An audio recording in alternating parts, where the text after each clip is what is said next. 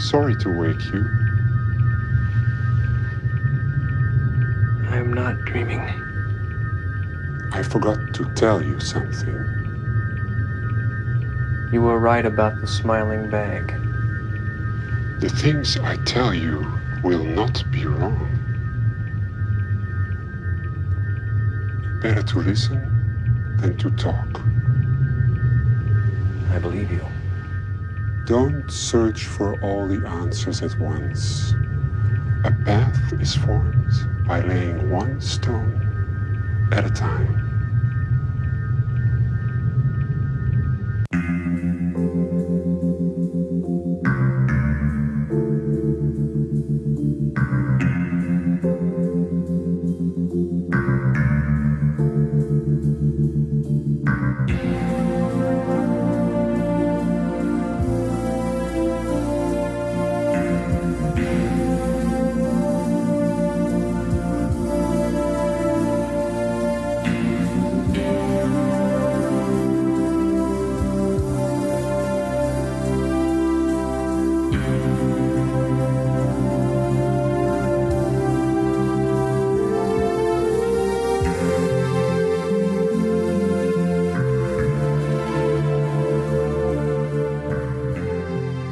Welcome to Chats, a television podcast, season 12, PeaksChatz. My name is Magellan, and I guess I love them too. It's Alan. Whoa. Yeah. I fell for it again, guys. Earlier, pre-pod, I asked Magellan if he loves me, and he said, you'll have to find out. And in my head, I'm going, wait, we've known each other for 7,000 years. Why doesn't he just say it at this point? It's because he was saving it for the freaking cold open. Yep. Shoot, dude. I gotcha. Come on. Thank you. Gotcha. I love you too. Hi. What's going Hello. on? Not much. Just here starting a new season of PeaksChatz. Or Twin Peaks, I guess. Yeah, right. It's a new sub-season of PeaksChatz. Oh. I thought that you were going to play a double-length version of the theme because the season 2 premiere has the extra chunky, extra bones, no boneless. No, I'm not going to do that. Thank you.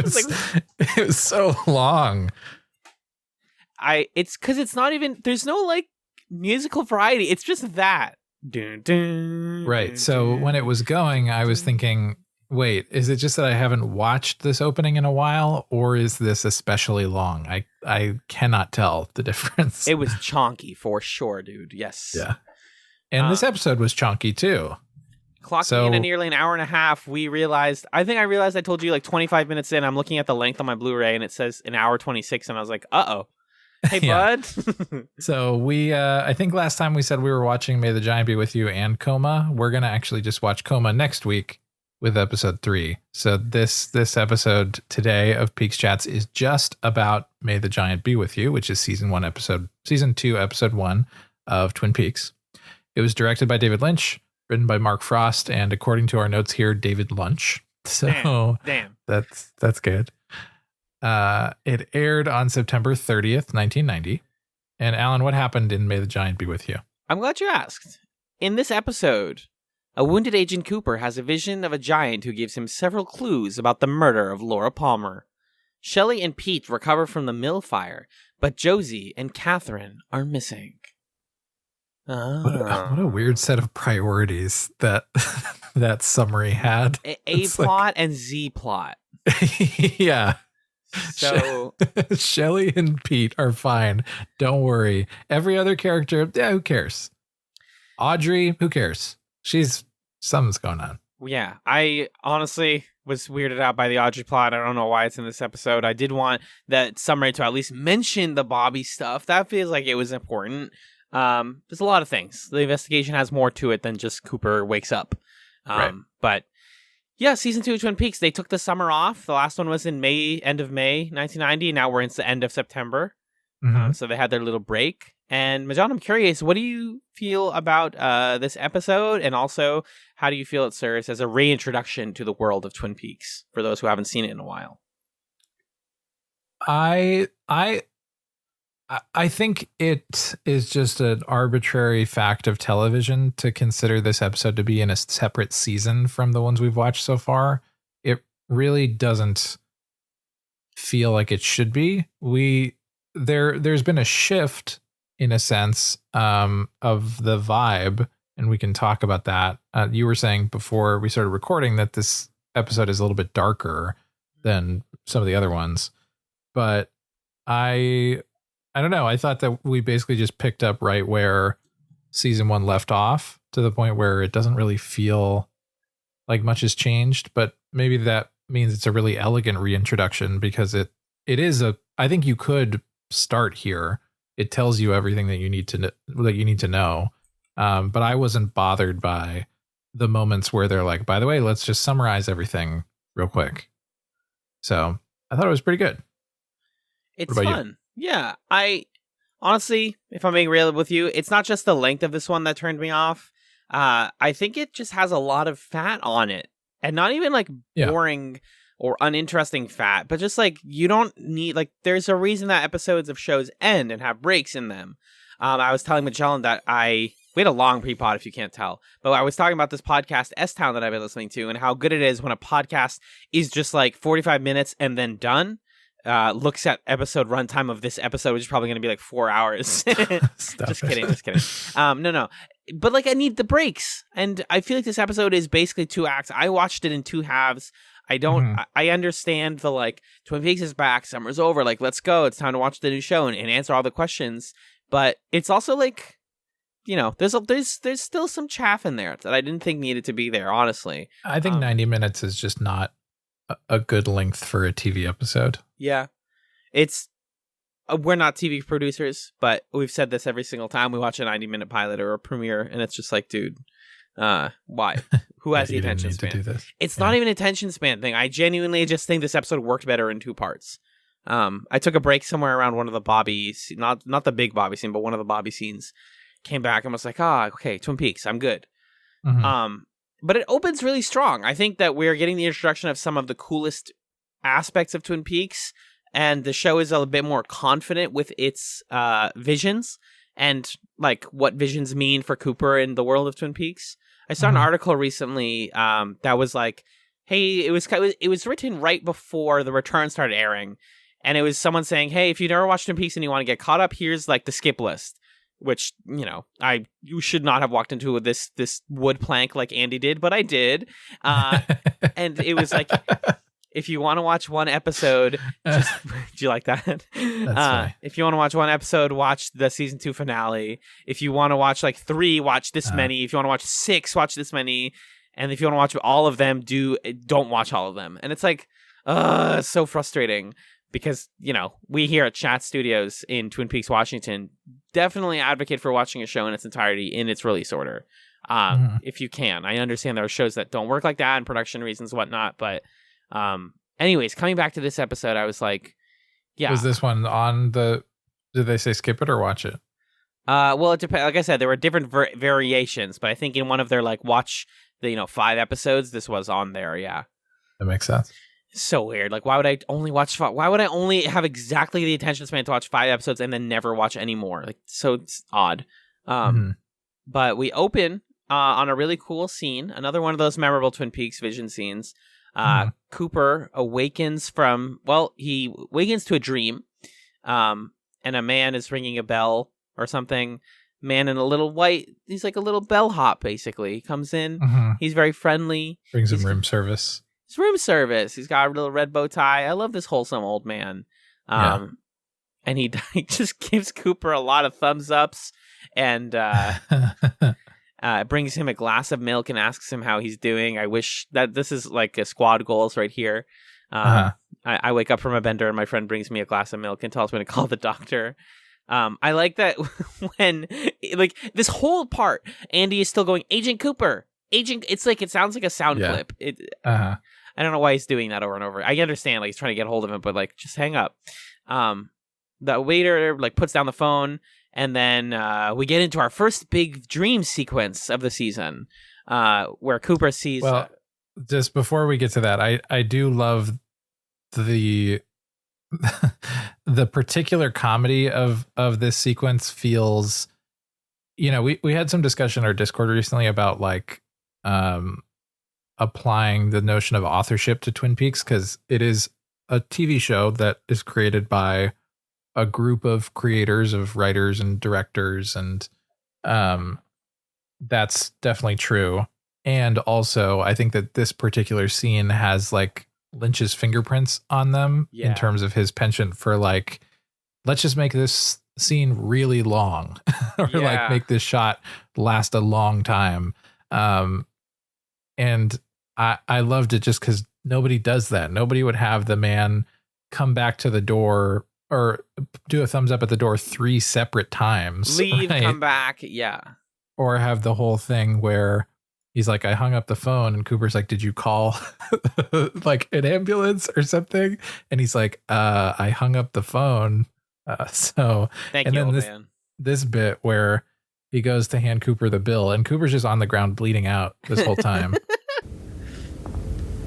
Does this include a gratuity? Yes, sir. It's just Thank like, you. Cooper's so patient. And the reason I wanted to bring that up before we talk about the sort of surreal moment that happens next is after this guy leaves Cooper is then visited by a character who is referred to as the Giant, I guess, right? Mm-hmm. The Giant. And the Giant. And I was looking into this because I was like, how are the Giant and the old man connected? And it seems like there's not a clear answer to that necessarily. Yeah. But they're in the same place at the same time. They're wearing similar clothes. And people were theorizing that maybe it's like different forms of this, whoever this figure is. And he was like testing Cooper to see if he's a patient person and a good guy. Like, let me just be as sort of not helpful and annoying as possible to make sure that, you know, you're cool and I can tell you all my secrets. Oh, so yeah, exactly. And I think that's a great read of it, that like Lynch or whoever, you know, writer director is saying, hey, like Cooper needs to take a test. He needs to take a test to come back to life. And when he comes back to life, his reward is clues to solving the murder, clues to continuing the story. What I think is interesting in discussing like what this means or doesn't mean is multiple fold. So David Lynch notoriously doesn't do a lot of interviews, and when he does, he has provided answers to a lot of questions about Twin Peaks and his other works, his films, but he doesn't love doing that because, I wish I could quote something specifically, he likes the idea of you making your own answer. And, you know, as critics, the weird thing about us doing this is like, we can come up with our own answer, but you, the listener, also shouldn't necessarily take everything we say as gospel. If you don't think the Giant and the old man are related, and that's just a weird, funny coincidence that like they have a weird waiter at the Great Northern, that's awesome. I love that. But I agree with Magellan that like these guys are probably related. And, you know, obviously we're going to come off as biased because, you know, we watched the show, and I think like, if there's ever a theory, because this is going to come up a lot in season 2, if there's ever a theory that we have and we talk about it, that's because it's not going to get an explicit answer. You know, if we talk about like who we think the killer is, we can't make that prediction because we know. And that's just the truth of the matter. Yeah, right. But this is something that's just like, you make your own decision to have fun with it. That's like one of the great things about Twin Peaks is it's not asking you you don't have to do that legwork if you don't want to. You can also just appreciate this for what it is, which is deeply strange. I actually think what's great too is, you know, when we roll back again to the end, and the Giant talks to Cooper again in the end of the episode, he basically tells him like, take your time, stop trying to pull everything apart. The answers are going to come to you. You don't have to worry too much about it. And it's basically the Giant telling Cooper like, and the fan base, chill. Like, yeah, we're not going to solve it all at once. We're gonna do it. We wrote a whole show for you. It's gonna get answered. Just don't worry about it. Yeah. This like theorizing culture of like on Reddit and whatnot is just not. You're gonna have a bad time with the show. It's not gonna give you much. I have a clip of the 3 clues that he gives Cooper, but should we just save that for the spoiler zone? Maybe if we want to interpret them, I think we should save that. Okay, we'll save that. But I think, you know, the non-spoilery thing is just, I really enjoyed the vibe of the giant visiting Cooper. And I think, there's this question we have to continue to have about the casting choices here, where it's like, this is a real guy's real body. And, he's being framed as like, just by virtue of having the real life body that he does, he's like this ethereal being. That said, there's some really cool shot choices that happen as a result, like of just how tall he is.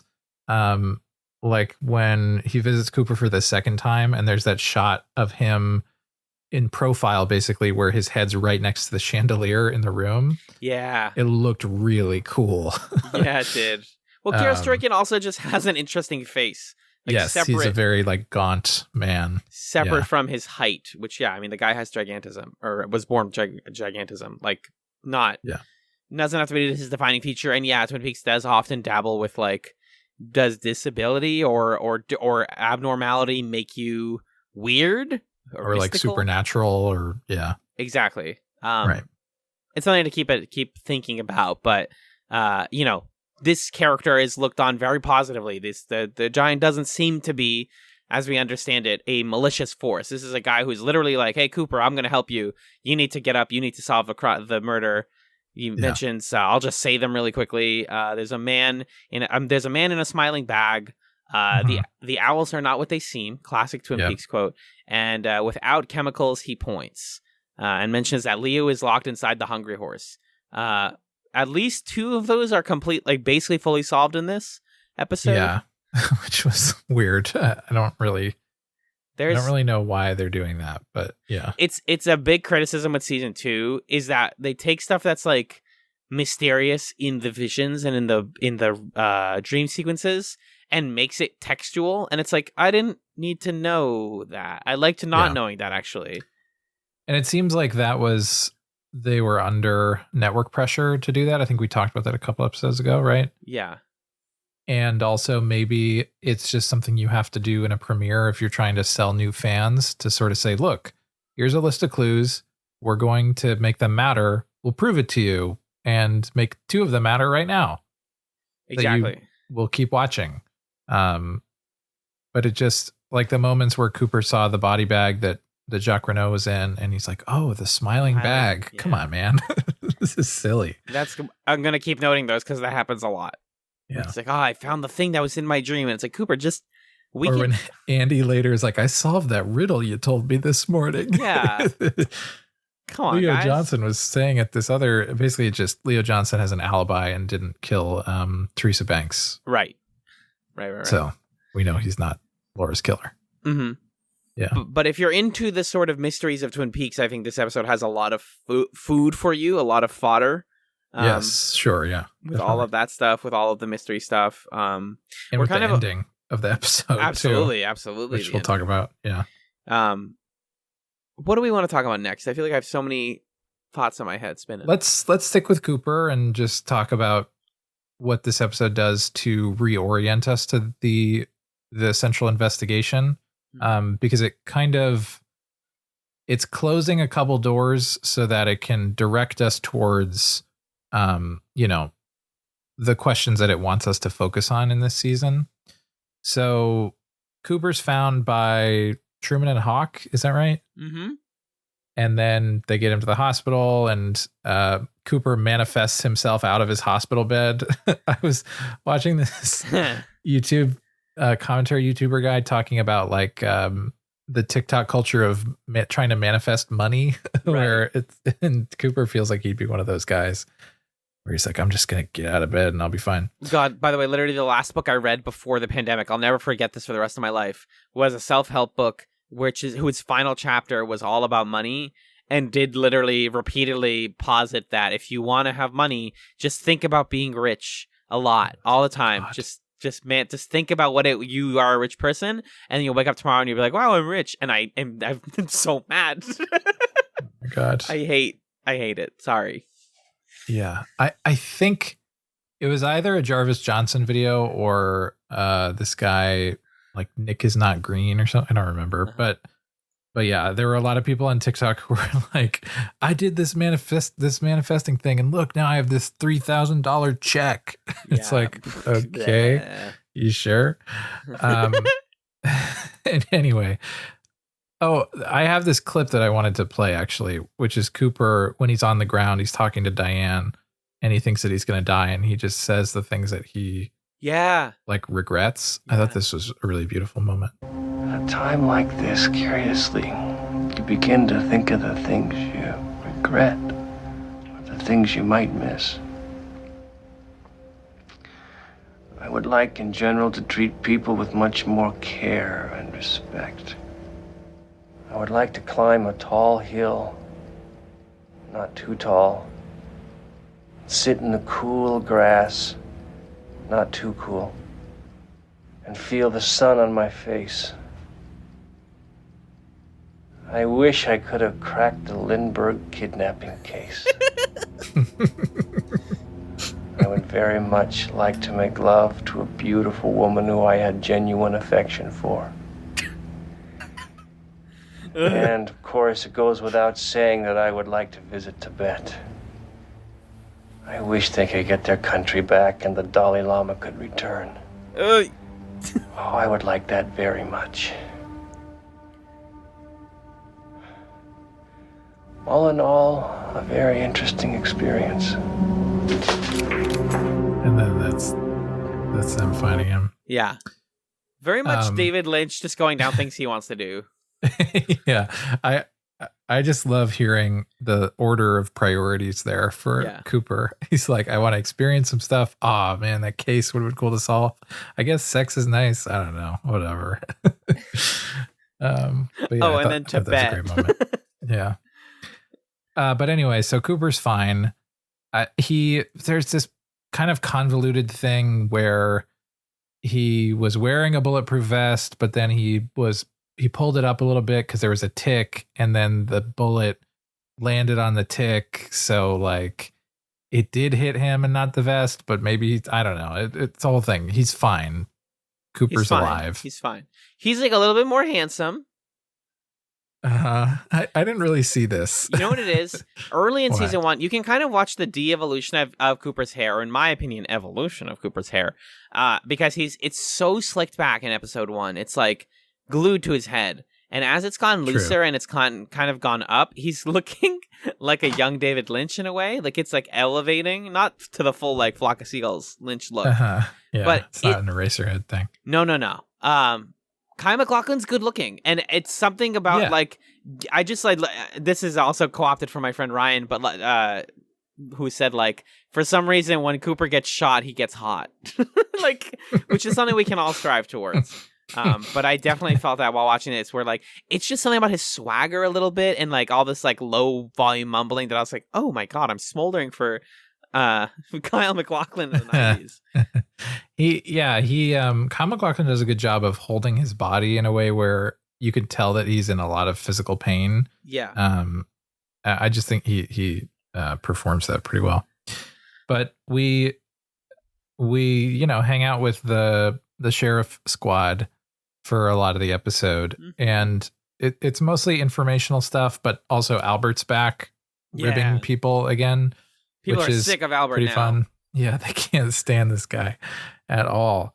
And there's this moment, this interaction he has with Andy here, where they say this. Andy, how's the nose? Not a mark on it, only blood squirted out. Where do they keep his water dish?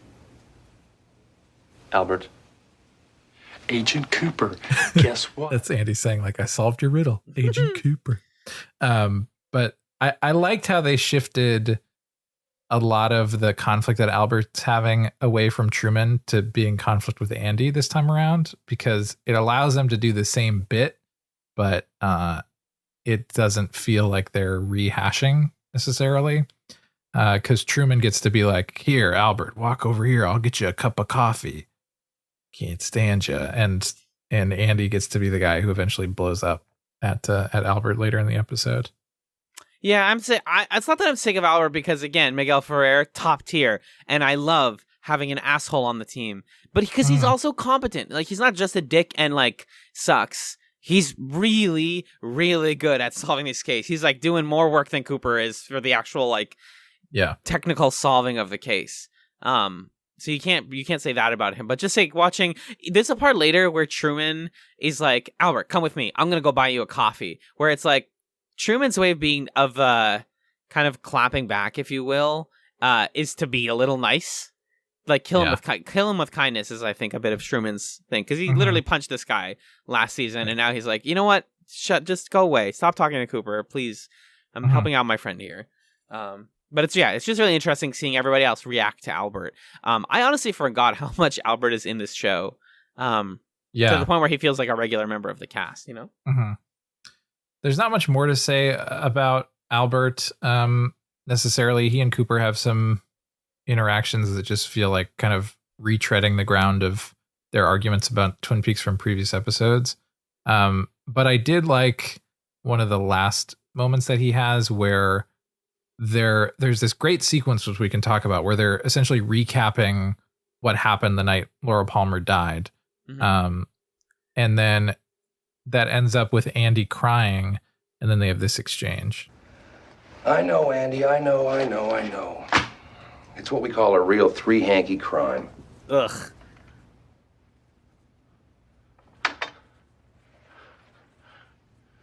Albert Roserfeld. Can't say his like name right. the way you talk smart about Sheriff Truman or anybody. You just shut your mouth. And then Andy storms out and slams the door, and slams the door. Lucy and Harry Truman are both like, yeah, all right, Andy. Yeah. And then they both give Albert this look of like, huh? You just got shut down. Albert shuts up. Yeah. He kind of internalizes, maybe that was a douchey thing to do. The guy was crying over a pretty upsetting case, and I made fun of him. So I don't know. We might see Albert soften as the episodes go on. I want tender Albert. Yeah. But do you want to talk about that sequence where they're recapping Laura Palmer's the night she died? Yeah, it's kind of like an investigation recap. It's not a recap of all the different plots of the season last time, but it's more like, hey, here's what happened with the previous murders, and here's every step of the way what we've learned so far about this. But anyways, they talk about Laura one night was going out, and do you recall the order of operations here? It's not that important. I mean, it is just like a linear recounting of events. But yeah, essentially what they are clarifying is they figured out with Doc Hayward's help that like the message, the Fire Walk With Me message written in blood on her body or near her body wasn't her blood or Ronette's blood or Leo's blood or Jacques' blood.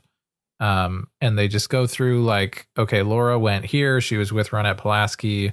She had sexual relations with Leo and Jacques, and we know that. And there had to have been a third person there. The third man. Did you get it, guys? Right. David Lynch likes noir movies. Yeah. So essentially the point of this sequence is just to say, okay, we've closed the doors on the suspects that we had in the previous season, Leo Johnson and Jacques Renault. It wasn't them. There was somebody else there. Yeah. And now that's kind of the big question that we have to figure out in season 2 is who was this third man and who killed Laura Palmer. But what I really loved about the sequence was the way that it was, I don't even know if shot is the right word, but the way it was presented visually, where all of this is told over this slow pan across the donuts on the table that fades in and out of iconic shots from episodes from season 1, like shots of the woods and shots of the stoplight and a shot of Jacques Renault's cabin. And it's just this like, I don't know. It's just this incredibly elegant, like impressionistic way of getting you to think back on what happened in season 1 instead of just sitting around the table and cutting to Cooper and then cutting to Albert and cutting to people reacting and doing it in the way that like a TV show is shot. Or showing flashbacks, right. Instead, it's like, yeah, here's aesthetic. And the woods are brought up over and over again in this episode between the songs that Donna's sisters sing and the shot. It's just like, yeah, we are reminded that the woods are such a crucial part of what makes the town of Twin Peaks a dark and scary place. It's surrounded by woods. Yeah. It's creepy and ambient in the right ways. This is why I was like, this season already feels a little bit darker. And it's not in the, like, we're seeing more murder ways, although the, like, moment at the very end of the episode is definitely, like, scary. We haven't fully gone to Twin Peaks as horror yet. I think season 2 doesn't really get there until later, but we can talk about that. And I think there's an artistic statement being made here also that it ultimately the facts of the case are not the important thing. When we were in the woods with Cooper and the chalkboard and like trying to figure out who it is, the way they presented that scene is like, this is goofy. Trying to solve this is goofy. And then in this scene, they're sort of also saying the details don't matter, but saying it through the visuals by having us reflect on and focus on the vibe as opposed to the point where like you could just drift off looking at the images and not even hear what they're saying. Yeah. And that's kind of part of the point, I think, of the way that it's presented, which is cool. Yeah. That they really stepped up their like I keep we're running out of like adjectives here, but the vibe and aesthetic game in season 2 is already doing really, really well. Yeah. Before we talk about other characters, I wanted to just give my funny Andy Lucy clips of the week here. Please. So randomly, what's this cat's name? Tell me. The one-armed man, what's his name? Philip Gerard. Philip Gerard shows up at the sheriff's station, and we just see him show up, and he says, I'm here to sell Sheriff Truman some shoes. And then we don't see him again for the rest of the episode, which was random. I think they're just reminding us that he's around and he's a little weird right now. Yeah, but there's this great moment where the camera slowly dollies towards Lucy, and she takes several seconds before she says, "Shoes." Huh? Shoes? She caught none of the rest of it, but she was like, "Wait, selling shoes? Shoes?" And then my other big Andy Lucy laugh that I loved was there's more flesh world in this episode. I don't even remember why exactly. They managed to get all the back copies of Flesh World, and they're having Andy and Lucy search through them to find clues, I guess. Yeah, and then they have this. There's like a box of, porno mags in front of them on the table, and they say this. Lucy, I sure feel uncomfortable being in this situation with you. Why? We're both professionals. That was Lucy opening the page and being like, "Oh, okay." Yeah, they were looking for ads specifically for Teresa Banks. I see. Cooper's suggesting that maybe we can tie back to that and figure something out because we know that the same third man was there. That makes sense. Yeah. Do you? Maybe I want to pivot to something we talked about before, just to get this out of the way. Do you think could you watch this episode having not watched Twin Peaks before? Yeah, but you'd have to have someone sitting next to you saying like, okay, that's Bobby and he's in love with Shelley, or he guesses he's in love with Shelley anyway. And like, that's Hank. You're not supposed to like him. Like you'd be missing some context for the characters, but you could get what's going on pretty easily. That sheriff scene basically says, here's everything that happened in season 1. Wipe the chalkboard. Literally, Truman is like, should we go out into the woods and do the thing with the rocks again? And then Cooper's like, no rocks, just I could use a chalkboard and chalk and we'll be fine. Here's the new thing. We're looking for the third man. The investigation is plugging forward at a new clip. We don't need to worry about what came before. In that way, I do think it feels like a new pilot. But yeah, and I think it, that's just something that TV had to do, especially then, was make it so that new viewers could jump on. And certainly Twin Peaks was a cultural force to the extent that they were probably like, okay, people are going to hop on for the beginning of season 2. But, you know, thinking about that in the context of also like skip lists and stuff, it just raises the question of why are you watching the show to begin with? If you're watching the show to like get the facts of what's going on, then you could be the, the like busted person who watches the season 1 premiere and the season 2 finale and you're good. It's like, okay, so that's what happens, huh? And you'll basically get it. You might miss some plot details that you could fill in, but you could also just go read a wiki. And yeah, I don't know. Maybe I'm not going to sort of judge people for making decisions about their time, because maybe you decide, yeah, I just want to know what happens. And I don't really want to spend however many hours sitting in the, you know, I'm going to say the word vibe again, but in the vibe of Twin Peaks. But like, that is the reason to watch. That's why it took me a second to answer your question, because yeah, you could jump on with this episode. And if you do that, you're missing not necessarily any information and not really much context from season 1 that you couldn't get otherwise, but you're missing moments. And that I think is, you sort of are deciding for yourself as a viewer if that's what you're in it for. Yeah, why are you watching TV? If you're, like, why? We can talk about this forever, man. But like this obsession with finding answers and stuff, I do think there's value related to that in. Well, there's shows that I've felt that way towards. Like I've wanted people to just tell me what's going on with Game of Thrones or something, for example. Yeah. Perfect example. Like, just give me the beats. Yeah. Like, I'm just kind of like, yeah, I don't really want to watch all that, and I've watched some episodes and they're good, but I also know exactly what happens at the end because I was like, I want to know what happens. It's a cultural product. And sometimes we consume cultural products to enjoy them, and sometimes we consume them to say that we did it. And I'm not casting judgment like that. It's just that the nature of our podcast and the way we've been doing this for so much of our lives is completely against that. Like, no, you should actually watch the show.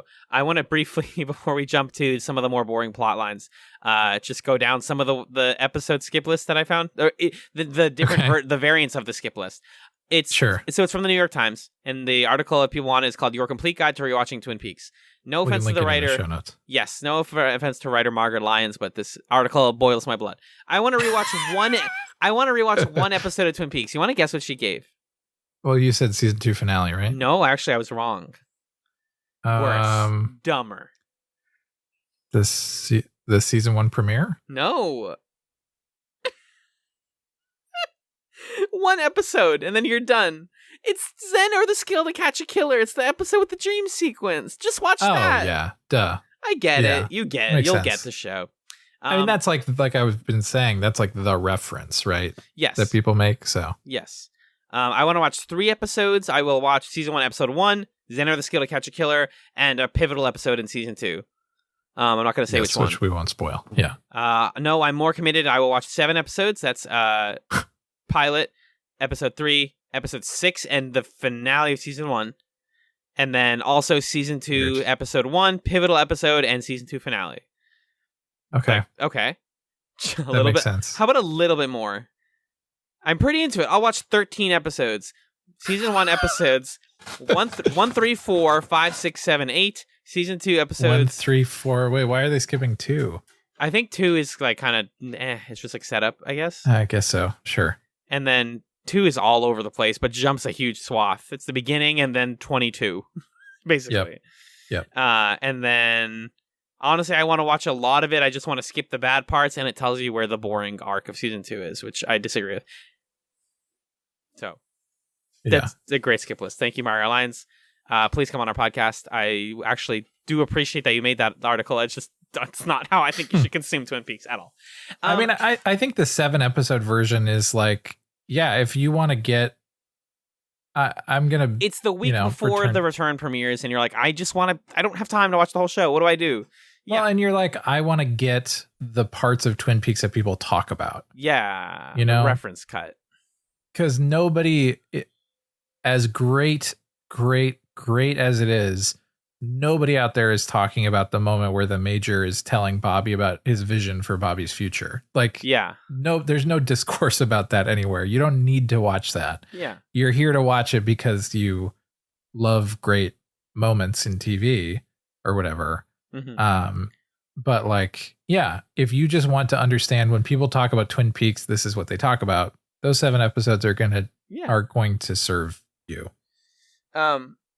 Speaking of things you can't miss, Ben and Jerry. We're gonna hit a couple of these somewhat rapid fire, if that's okay. Ben and Jerry are happy that Leland is back. His hair has gone stark white. He's back to them, and he's singing again. Oh God! Mhm. But John, please tell me you pulled some of this. Well, I pulled when Leland busts in to the living room where Maddie and Sarah are, and they're having this conversation. And Sarah, Yeah? I had the strangest dream last night. About what? The rug. Right here. Right from this angle where I'm sitting. Was Laura in it? Oh, mercy dotes and dozy dotes and little lambsy divey, kiddly divey too, wouldn't you? Oh, mercy dotes and dozy dotes and little lambsy divey, kiddly divey too, wouldn't you? Now if the words sound queer and funny to your ear, a little bit jumble and jivey, say mares eat oats and does eat oats and little lambs eat ivy.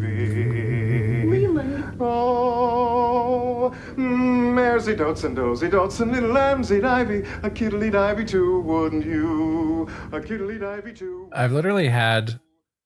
I've like bursted out into that song on an almost weekly basis since You're going to wake up and this your show. hair's going to turn white someday. I promise. I know. I think I knew the song before we watched also, but yeah, I sing it a lot. It's very catchy. And I have some more thoughts on it, but I don't want to say them right now. No, you don't. But when he starts singing that song first, it's to coming into the office of Ben and Jerry's ice cream. And this is such another iconic moment. It's who said season 2 was bad? You Incredible have freaking scene. Ben jumps up. He's so excited that Leland is quote unquote back in action. He jumps up on the table and starts tap dancing. Jerry, like the absolute madman, gets on the ground and does the worm to Mersey Dotes. And He doesn't just get on the ground. He jumps to the ground jumps and to the lands ground, yeah. into a worm. It's godlike. You have to watch it. This should not be on a skip list. Get out of here with that. This scene is incredible. My favorite bit of the scene was the fact that Ben and Jerry give each other this look when Leland shows up of, Yeah. He's back. All right, I guess we got to dance. And then they proceed to put so much energy and enthusiasm into the dance. It's awesome. Chaos, demons of chaos. I love them very much. Yeah. Yeah. So then we also get a little bit of mill plot nonsense. This mostly amounts to, go ahead. No, go ahead. The mill stuff amounts to the following. Josie is gone. She seems to have gone out of town to Seattle when Sherman talks to Pete. Pete is not doing well. He was in the hospital at first, smelling the gross, yucky hospital food. And then when Truman talks to him later, he's like, I'm sad that my wife is gone. I loved her. And I'm not going to lie to you, she super sucks. But I did love her, and I feel bad that she's not here. In the meantime, Jack Nance is able to get in one, legendary line delivery here. I feel like somebody taped my lips to the tailpipe of a bus. A bus. To the tailpipe of a bus. It sounds like he's doing it. It sounds like it's currently happening to him.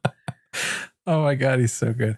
And he really sells. I felt bad for like tuning out because I don't care about Catherine Martell as a character really. But Jack Nance, he's so he brings good. it. He's sad about his wife and stuff. And both him and Truman are like, wait, Josie though? Then somebody calls. Do they call Pete? Is that what happens? The guy, the mysterious man on the phone? I don't remember. He's like, where is Josie? And he's like, someone's like, she's been out of town. They're setting up plots. Who could say what's going to happen? Ben and Jerry circle. Hank is hanging out in Ben Horn's like mantle place in the Great Northern.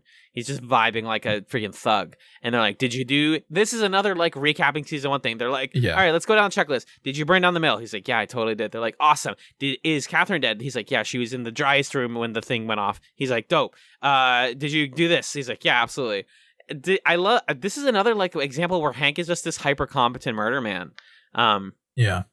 And then he's like, whatever, what about Leo? And you get to hear Jerry flip out because Hank is like, yeah, he was chopping wood. And he's like, wait, inside? He's like, yes, inside. You know Leo. He's weird like that. He's like, no. Wood inside? He's like, yeah. Leo's weird. Was he chopping wood? Well, no, he was raising the axe to kill Bobby. Hank literally didn't see Bobby? I don't think so, because Bobby sees Hank in the Double R diner later when Norma comes back, and Hank's like, did Shelley like the flowers? Come on. And then he gives Bobby this look of like, women, right? And Bobby's like, yeah, totally.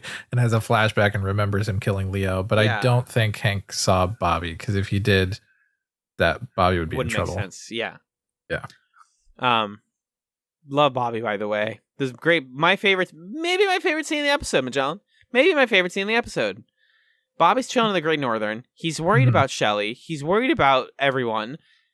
And Garland Briggs, the major, Scully's dad, is behind him. And he's like, hello, son, who's smoking like it's at the cigarettes. Double R, not the Great Northern. Oh, excuse me. At the Double R. Is like, what's up, son? Do you want to come chat for a minute? And Bobby just comes into the scene so angry and is utterly disarmed by his father's magnificent performance here. It's a long scene. It's not, I don't think, I would imagine he didn't pull the entire speech here. I captured right before and right after the monologue, because I timed it out, and this monologue is like 2 straight minutes long. Yeah, it's awesome, but it's incredible. Long. You should just go watch the scene if you haven't watched the scene.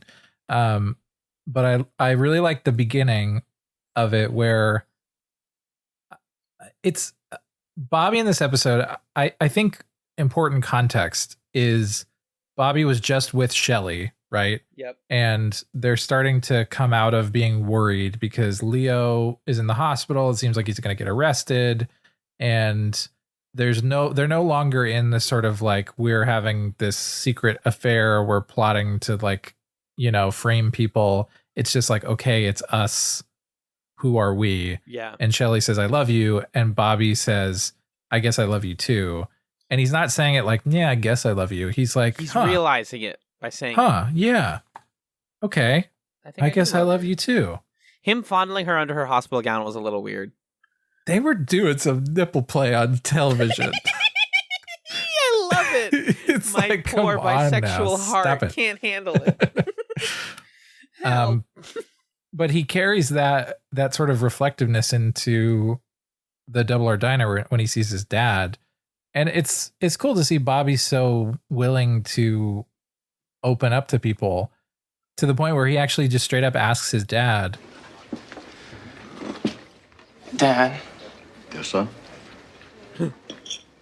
What is it that you do exactly? That's classified.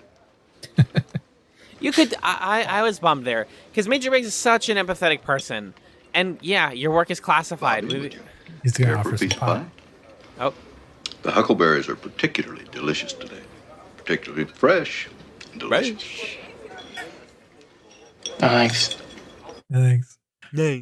Sorry, you were saying. No, he's such an empathetic and nice person. And yeah, your work is classified. We can talk about what his work is later. But like, just say something a little nicer than like classified. Can't tell you.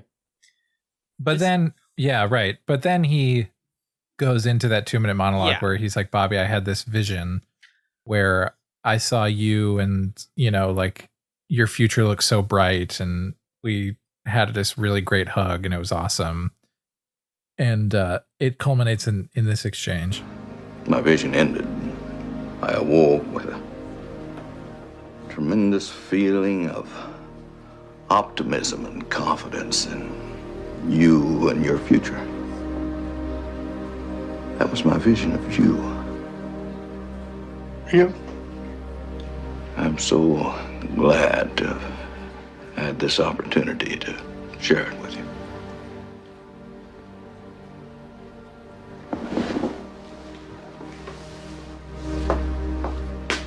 wish you nothing but the very best in all things. Thank you, Dad. See you later, Cole. Okay. I getting very emotional right now. Yeah. Parent stuff always gets me. Dad stuff always gets me. I love my dad dearly, dearly, dearly. And the scene, it hits me hard. And this is like some of my favorite side stuff in season 2 is the major breaks and Bobby stuff, because you get to watch Bobby crack like an egg in front of his dad. Yeah. Sincerely. Like, I know you wrote in your notes, you're like, oh no, I hope Bobby doesn't like get mad or like be a shitty person here. And he doesn't. He's just like, oh, wow. Sheesh. Like, that's a lot to take in. And I, feel that now. Because his dad is giving him what he needs in this moment, right? Like he needs this reassurance and this belief that things are going to be fine. And he's trying to figure out like, okay, how do I stop being the tough guy who wears the leather jackets and stuff and start opening up to people and caring. And yeah, I thought it was a beautiful moment.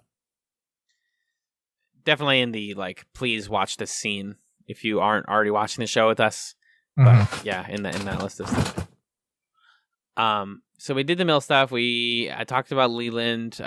We have some stuff with Jacoby, James and Maddie. Yeah, we can just sort of talk about the teens. So Jacoby's in the hospital. He doesn't really remember much from when Jacques was killed in the bed next to him because he was drugged up. I don't remember anything of note in the Jacoby conversation with Cooper, right? Nah, me neither. Except he talks about how he got the locket, but that's it. Yes. Yeah, he found the locket. Yeah, that's what we know so far. That's about it. We get a scene where James is talking to Truman, and I actually liked Truman and James together. I thought that they had this kind of like almost father-son vibe, which was cool and more believable to me than like the vibe between Ed and James, honestly. And yeah, James is sharing some information with them, but they're still keeping him in jail because of the cocaine in his bike. Not really a whole lot going on with James. Except for, can I ask you what the hell is going on with Donna? What the hell is happening? So we've talked about, especially, we've done it in multiple segments. The whole, right? How do I start this? Maddie. So Laura Palmer. So Maddie is starting to unravel a little bit, right? Yeah. She's seeing visions. She's clearly feeling very tense being in the Palmer household. She's upset. And she brings Laura's sunglasses to Donna in the Double R Diner. And it feels like the sunglasses have like a power to them or something. So I think objects obviously have power. I believe that in real life in some ways. Not to be too foofy, but like I do believe that. I think Donna is just like playing at this fantasy more. She saw how James reacted to Maddie, and she's like, well, not only, like, I know James loves me, I know we've, like, decided that we're going to be together, but, like, I also kind of want to be Laura. Like, she has been this, like, well-raised Christian girl with her sisters, and she's older sister, and she's a member of the community, and she's got all her nice family, and she's, like, finally getting a taste of this bad side, and she really likes it. It's just handled in a really corny way where it's like, she's got sunglasses and it just feels really cigarettes sudden. Now. It does feel really sudden. I think that was my issue with it because I do think that is compelling and a perfectly fine direction to take Donna as a character. But yeah, all of a sudden she's smoking cigarettes and James is like, since when do you smoke? Because she doesn't. And she walks into the jail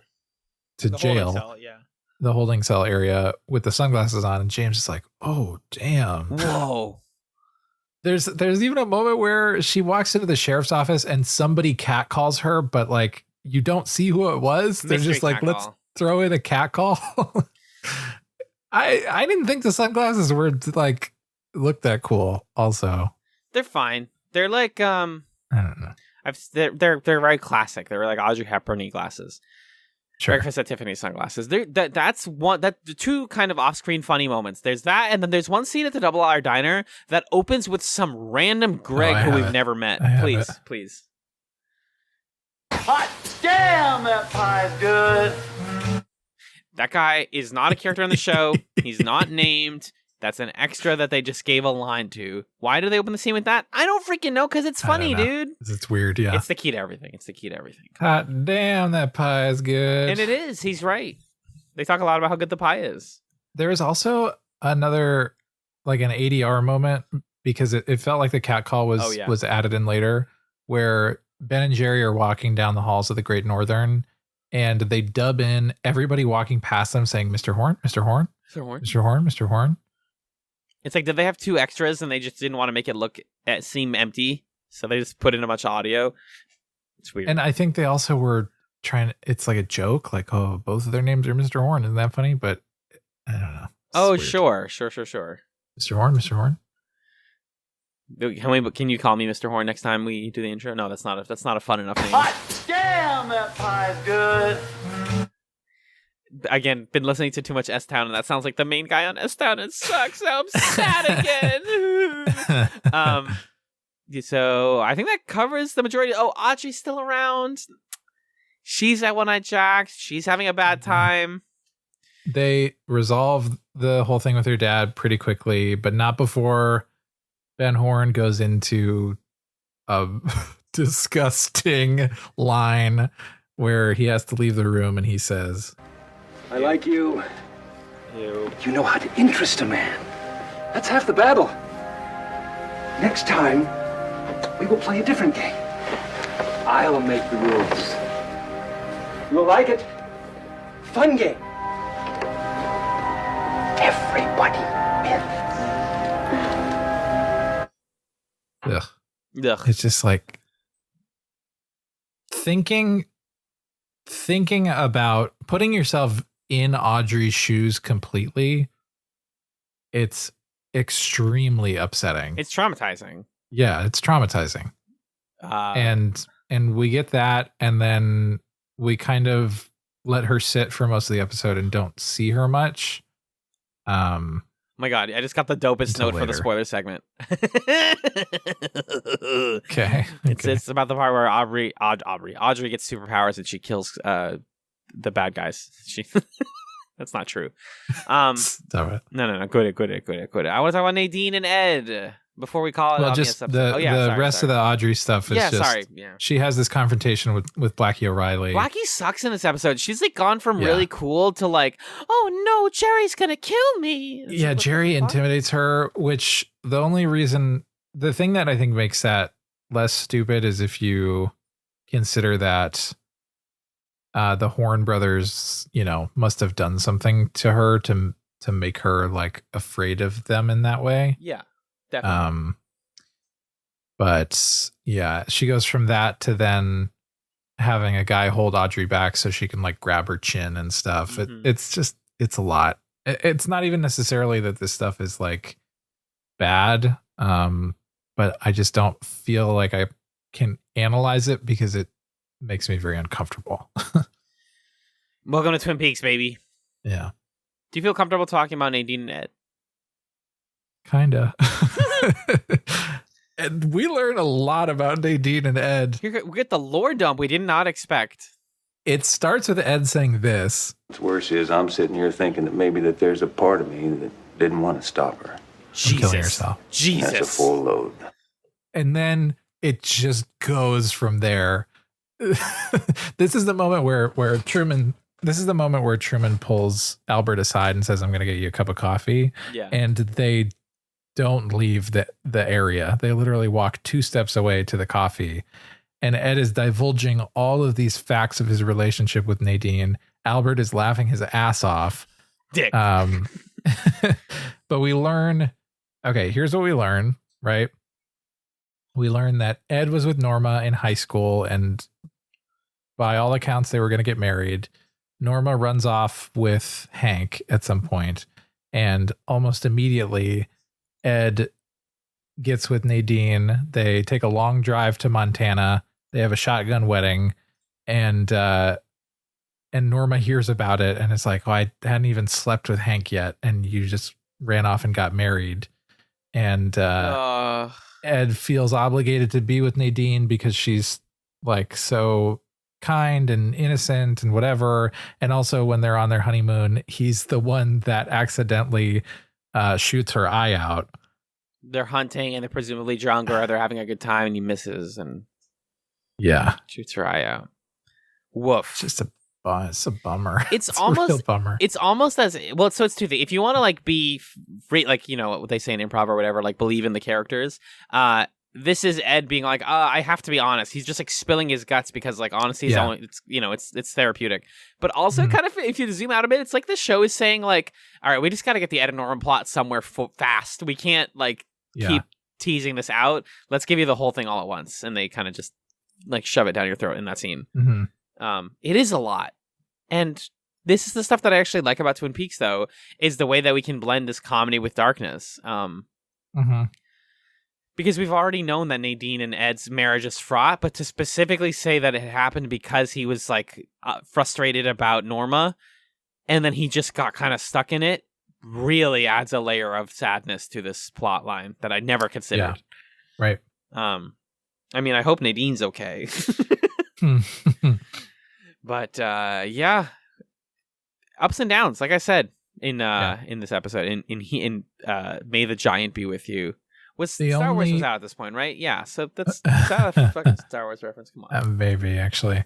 The only thing left to talk about is the way that the episode wraps up in a series of upsetting sequences. So first off, we get this dinner at the Hayward household, maybe, where Donna's sisters play music and her sister Harriet reads a poem about Laura. She to the side, by the way, calls Norma, and she says, someone tells her to investigate Meals on Wheels, and she signs up for Laura's route, just for the sake of people knowing what happened. Right. So we get this whole thing where there's the poem about Laura, and Leland is just sitting there beaming the whole time, and then he hops up and he says, God, I feel like singing. That'd be very nice. No, I really feel like singing a song.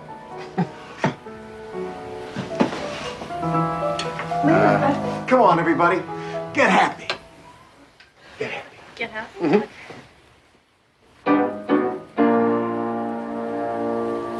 Forget your troubles and just get happy. You gotta pack all your cares away. Sing hallelujah, come on, get happy. Get ready for the judgment day. The sun is shining, come on, get happy. The Lord is waiting to take your hand. Sing hallelujah, come on, get happy. We're going to that promised land. We're heading across the river, wash your sins away in the tide. It's oh so peaceful on the other side. Forget your troubles, come on, get happy. You better chase all your cares away. Sing hallelujah, come on, get happy. Get ready for the judgment day. Sing hallelujah, come on, get happy. Sing hallelujah, come on, get happy. Get ready for the judgment day. Sing hallelujah, come on, get happy. Get ready for the judgment. And then he passes out. Collapses, yeah. I like hearing Gersten try her best to like keep up with the pace, and then she's like, "This is impossible." My dad's weird, or not my dad, this guy. Yeah. Yeah. Hey, is he good? It seems like he's going backwards through the stages of grief right now, or he's like jumping around between them. Well, I just love Doc Hayward being like, yeah, I have been working really hard. You know, they always say like medical school, we worked on 3 hours of sleep and cat naps. Anyways, why is your hair white? But like, what's why wrong though? with you? Are you good? And he's like, I just woke up and that's how it was. Anyways, Kong, get happy. He's not happy, guys. He doesn't seem happy at all. No.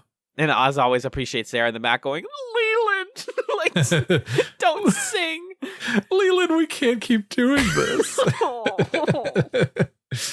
God bless Sarah Palmer. That happens. Then Cooper gets visited by the giant again. Yep.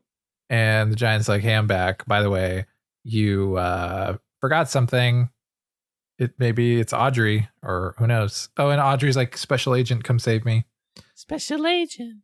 And Cooper had just said to Diane, glad I finally get to go to sleep for like 8 hours. This will be great. And then we get this really, Wait, you mentioned, huh? Sorry, no, just to explicitly say what the giant says here. This is what I was talking about earlier, where he's telling us, the viewer, what to do.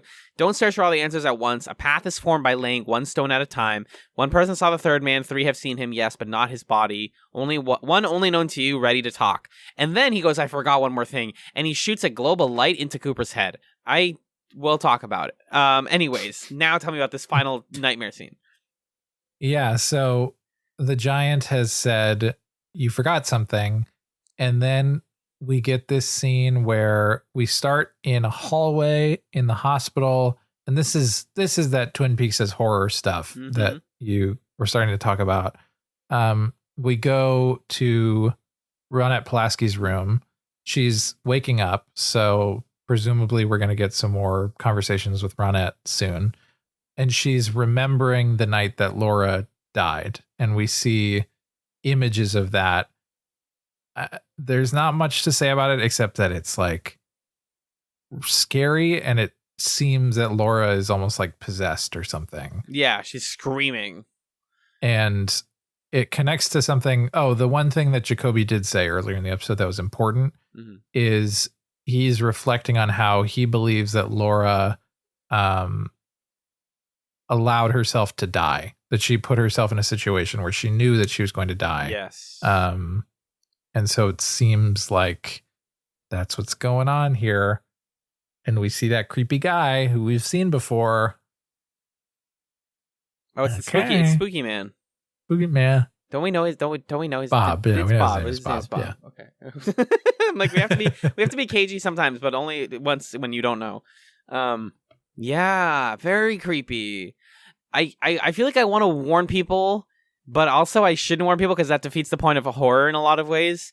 There's gonna be a lot of scenes like soon in Twin Peaks season 2 that are gonna be scary. So if you have kids watching with you, first of all, they probably shouldn't be watching with you. Second of all, like it's gonna get creepy like soon, and it's gonna keep you doing that, and it kind of comes out of nowhere. So just be ready for that and enjoy it. Appreciate it when it comes. Cool. That's what I got. That's it. That's the episode. That's May the Giant be with you. Can you tell me what we're watching next time on PeaksChatz?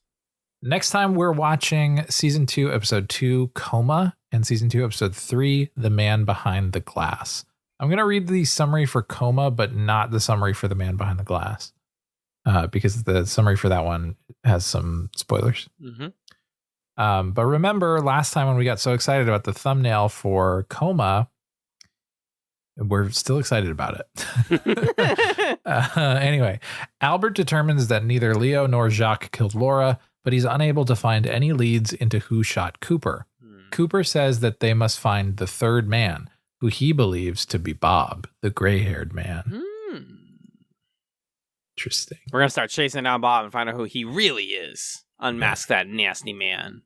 Nasty. Hoy. I'm so excited. I'm excited. I love Twin Peaks season 2. If I'm being Honey Aurelios with y'all, it's gonna be a great time, and it is a great time so far, as always. Yeah. Let's take it to the plug zone. If you would like to get in touch with the show, you have a couple of options. First off, you can email us, chatspod@gmail.com. You can also follow us on Twitter, twitter.com/chatspod. And in all instances, by the way, chats is spelled CHATZ and pod is spelled POD. If you'd like to commune with fellow chatsies, you can do so on the subreddit, reddit.com/r/chatspod, or you can also, or you can do so on the Discord. The Discord is a benefit for our patrons. Starting at $1, everybody has access to the Discord. Speaking of Patreon, if you'd like to support the show, you can do so with your dollars over at patreon.com/chatspod. At $1 a month, you get access to the Discord as well as some other stuff, including my solo podcast on the X-Files called the Chats Files. $3 a month gets you access to our thrice monthly bonus content where we pilot new shows, do commentaries on movies, or just kind of talk about whatever we feel like. $5 a month gets you thanked on the show right now. Those folks who are our $5 patrons include Kat, Marcus, Nick and Pat of the Brothers at Infinite War, Fendon, Ryan, Six, and Stefan. Thank you, folks, for your support.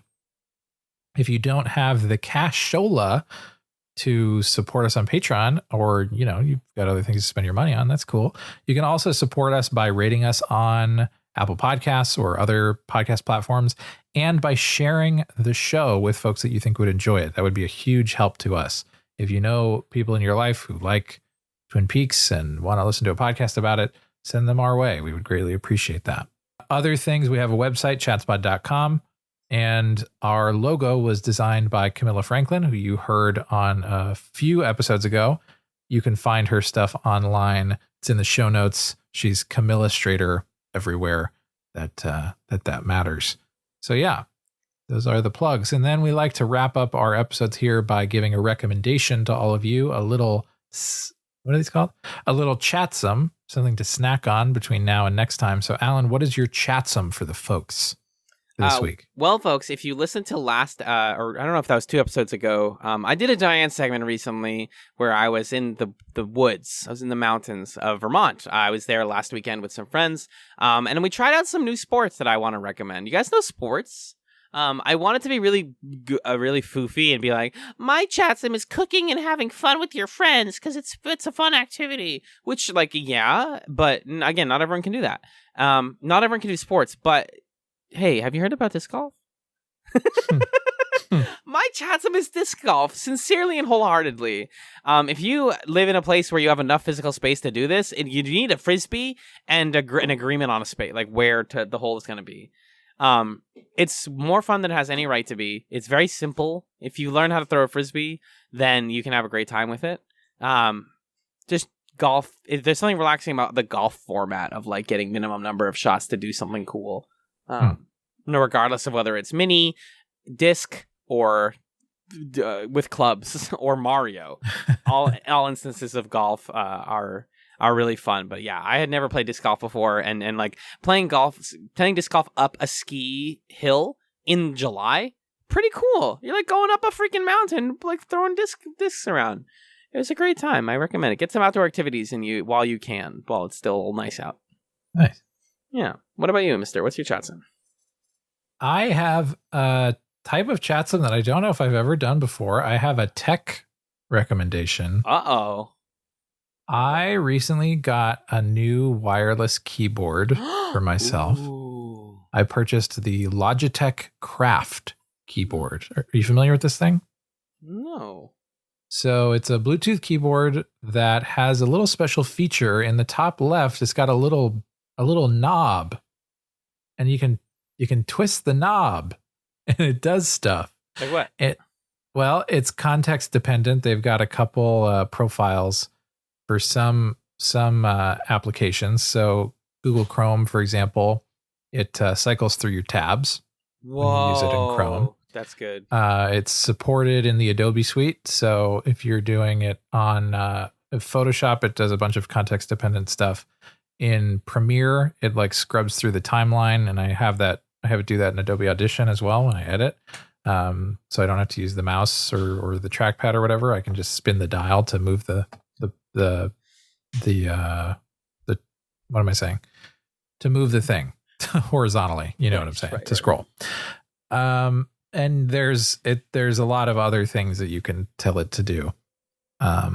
So yeah, if you're looking for a new wireless keyboard and any of those use cases sound useful to you, and you've got the coin to spend on a little more on a keyboard, it's a really good one. Got a nice heft to it. The keys are very clicky. Mm-hmm. Mm-hmm.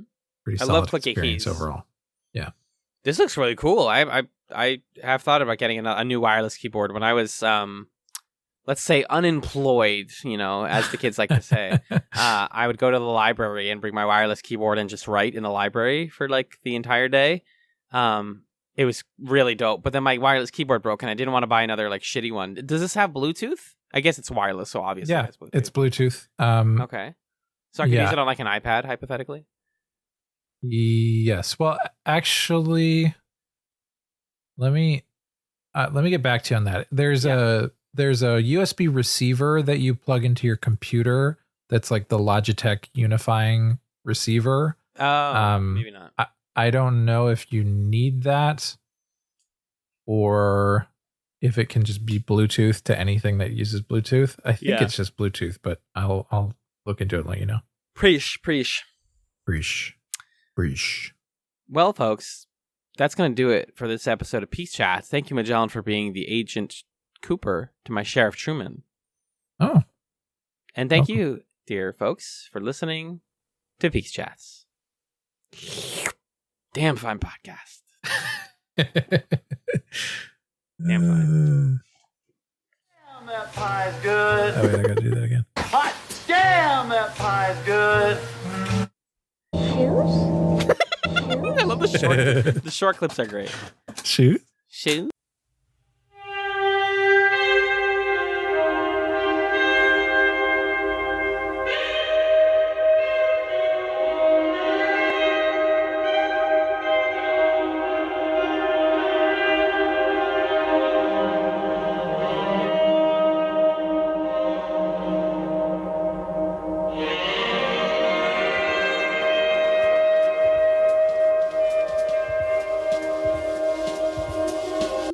All right, spoiler zone. All right. Hey everybody, welcome to the spoiler zone. If you're listening to this point of the podcast, you already know you're here. You waited for the 30 seconds. It's time to talk about seasons 1 and 2 of Twin Peaks and Fire Walk with Me. Okay, so the Giants' vision, or the Giants' messages. What were they? Can I say something about the giant and the waiter? By the way, yeah, we were saying that it's not answered, and it's not fully answered. But I remembered that there actually is a moment towards the end of season 2 when they're in the Black Lodge and they both sit down and they say one and the same or something like that. Oh, cute. So yeah, doubles. Yeah. So they basically are the same guy, but it's not fully answered. So we weren't being dishonest there. Okay. But anyway, a man in a smiling bag is answered in this episode. It's Jacques Renault's The Bag, right? That's all that is. Yeah, which is why is that a clue? I don't really understand. Like I said earlier, the visions being explicit answers to things is boring to me.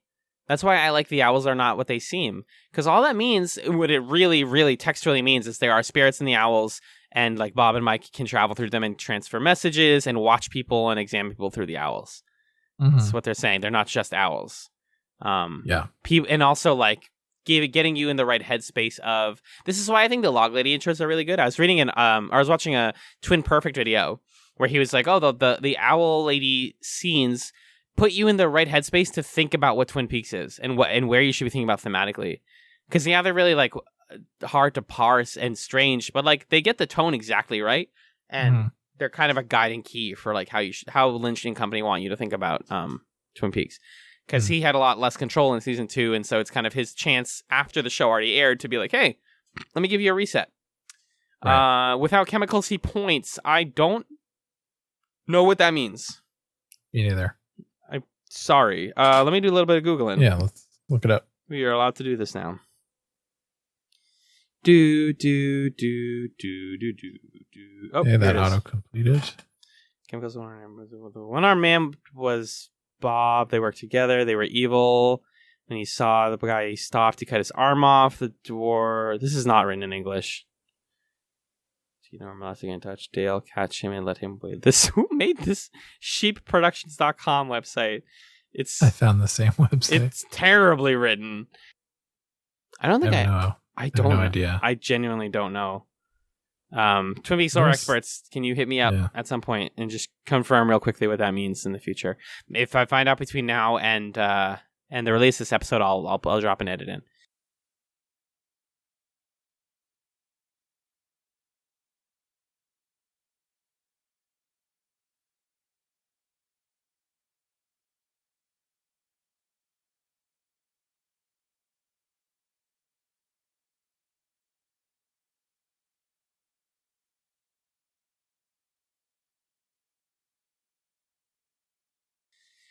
Leo's locked inside the Hungry Horse again. Answered here. It's a place called the Hungry Horse.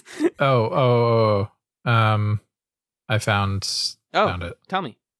On genius.com, there's an annotation of this scene. Oh, I saw that. I forgot to read that. Yeah. So the giant says the man in the smiling bag is Jacques Renault's body bag. Which the point of that is for the giant to say, like, look, you believe the stuff I say, Cooper, basically. Yeah, I'm correct. Without chemicals, he points, according to this verified annotation from welcometotwinpeaks.com. Ooh. This clue refers to traveling shoe salesman Philip Michael Gerard, who needs to inject haloperidol in order to keep his host, Mike, from taking over. Oh. He's the host. Soon after they prevent him from taking the drugs, he starts talking about Bob. Yes. Okay. Philip Gerard, Bob, Mike. Got it. Yeah. That makes sense. What else did you want to talk about? I had a couple things. I have a theory about the song. Oh, sure. Mares and Oats. Yeah. Hit me with it.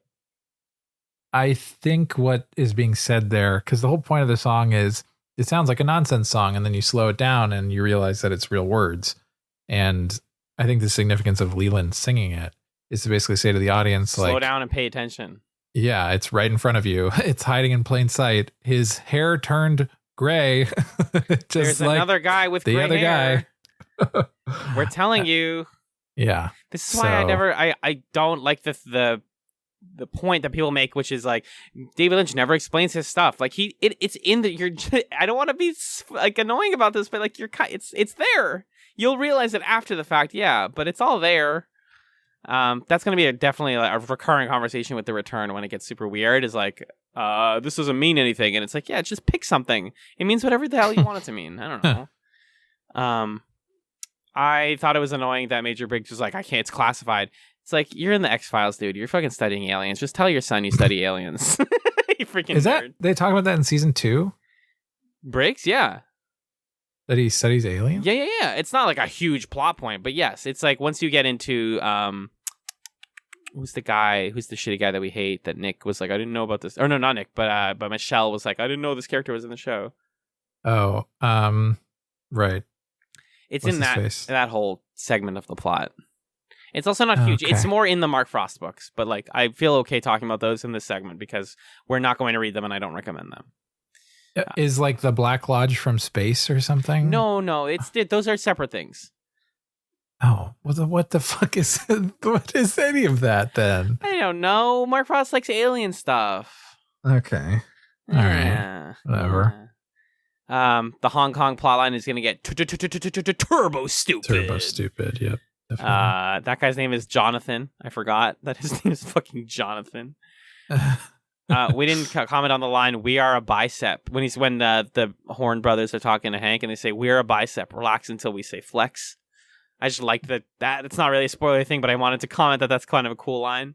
I thought there would be something about Kirsten Hayward being a fairy princess, but I think that's more like she's innocent and good.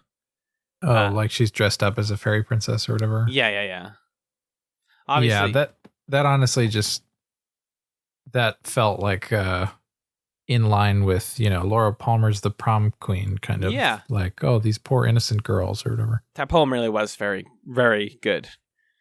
Yeah. Very engaging. Not engaging, very like moody. Get happy. Speaking of song theories, it's like put on a smile, pretend you're happy, stop being sad. Leland is 100% Bob at this point. Like Bob is just puppeting him. And it's like, don't worry about it. There's nothing to worry about. We're having fun. Obviously. I think I had another thing. Oh, I didn't mention this at all. It's not really, it's just another like experience of watching the show thing. I watched this episode with headphones, which I haven't done with previous episodes. Highly recommend if people don't do that because there's so many cool ambient sounds in the series. Like I didn't notice that it was raining in the Leland scene until I was watching it with headphones. And I was like, oh shit. Like it's like cool, like rain beats. Yeah, there's a lot of work that goes into the sound design of the show. Absolutely. Sure. Absolutely. I feel like I had a big one and now I can't think of it at all. Well, the only other spoilery thing I could think about was we were trying to decide if we felt like the hospital food was Garmin Bozia or not. Oh, yeah. Yeah. So I think what I read is that they weren't sure how Garmin Bozia was going to work at this point in the production of the show. It becomes a bigger thing after the Meals on Wheels plotline pivots into it. Remember that?